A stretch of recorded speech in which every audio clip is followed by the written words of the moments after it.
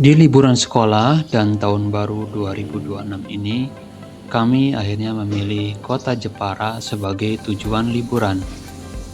Alasan pertama, anak-anak sebenarnya pingin liburannya ke pantai, tapi nggak mau pergi ke tempat yang terlalu rame sama banyak turisnya. Nah, sebagai orang Bandung ataupun orang Jawa Barat, kayaknya bosan kalau liburan ke pantai pasti ke Pangandaran lagi. Untuk itu kami pilih untuk berlibur ke pantai di kota Jepara. Sayangnya untuk menuju kota Jepara, transportasi umumnya cuma ada bis atau shuttle. Jadi nggak ada kereta yang menuju ke sana. Ya udah, karena nggak ada kereta, kami pilih untuk naik bus saja, dan setelah kami cek-cek, akhirnya kami pilih naik sebuah bus yang bernama PO Nusantara. Oke, gimana persiapan dan pengalaman kami ke Jepara naik bus PO Nusantara ini? Tonton aja videonya sampai selesai ya. Ya nggak apa-apa. Ya udah nggak apa-apa. Biar iya. Oke, jadi jam 4:30 ini kami sekarang udah sampai di pool busnya PO Nusantara. Kebetulan PO Nusantara ini punya pool yang ada di tengah kota Bandung, yaitu di Jalan Pajajaran. Jadi kan kami nggak usah repot-repot untuk naik ojek online jauh ke terminal bus seperti terminal Cicahem atau terminal Lebih Panjang. Jadwal bus ini berangkatnya yaitu jam 6 sore dan estimasinya nanti jam 4 subuh sudah sampai di kota Jepara. Harga tiketnya juga cukup oke, yaitu 210.000 untuk satu orang di kelas eksekutif. Dan saya sudah pesan tiketnya lewat aplikasi Traveloka. Oke, sekarang kita sudah lapor ke petugas loket dan ini kita sudah dapat tiketnya. Nanti tiketnya kita bisa pakai buat tuker kalau ada servis makan di rumah makan tempat nanti kita berhenti di rest area. Bus yang ke Jepara ini ternyata ada dua kelas, yaitu eksekutif dan super eksekutif. Harga yang super eksekutif itu lebih mahal, yaitu sekitar Rp265.000 per orang. Dan seperti inilah penampakan unitnya, dan dia sudah parkir di sini. Sedangkan untuk yang eksekutif masih dalam perjalanan dari terminal Cicahem menuju ke pool Pajajaran ini. Oke, karena kita masih menunggu busnya, kita mau cari makan dulu di sekitaran sini. Soalnya dari tadi juga kita belum makan siang.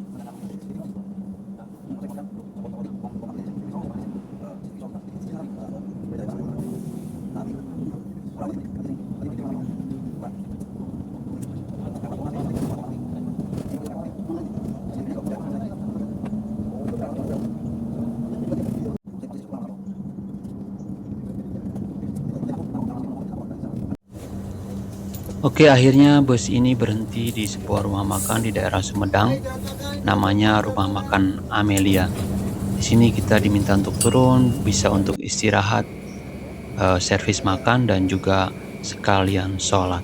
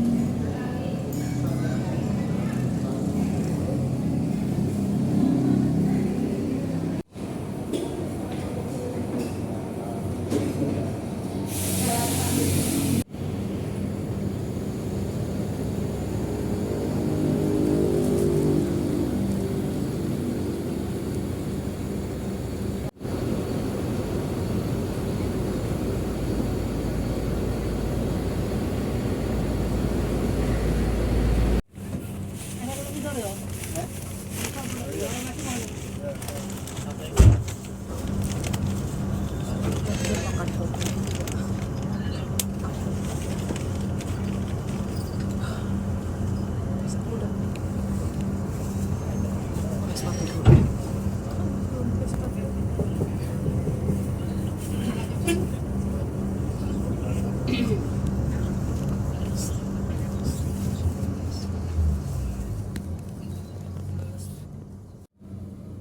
di Kudus ini sebenarnya sebagian besar penumpang diminta transit karena tujuan akhirnya berbeda-beda. Ada yang ke Pati, Rembang, dan sebagainya. Dan mereka akan diantar menggunakan unit bus lain dari PO Nusantara ataupun shuttle ke tujuan masing-masing.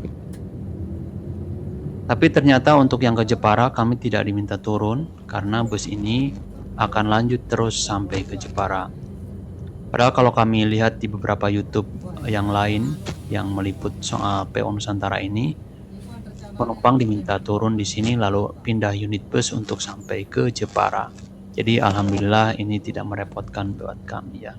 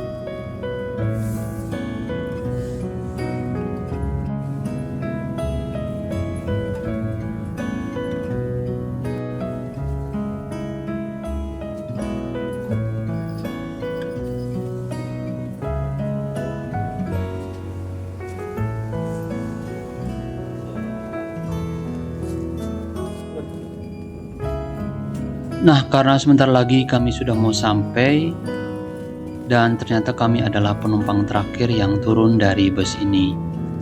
Jadi sejauh ini kalau boleh saya simpulkan, pengalaman naik bus PO Nusantara ke Jepara ini cukup nyaman sih ya. Karena busnya terawat, lalu supirnya tidak ugal-ugalan, krunya juga ramah, lalu juga kursi dan selimutnya lumayan hangat. Saya lihat tadi anak-anak juga tertidur cukup nyenyak ya. Jadi bolehlah untuk jadi rekomendasi transport kalau mau dari Bandung ke Jepara yang harganya cukup murah meriah.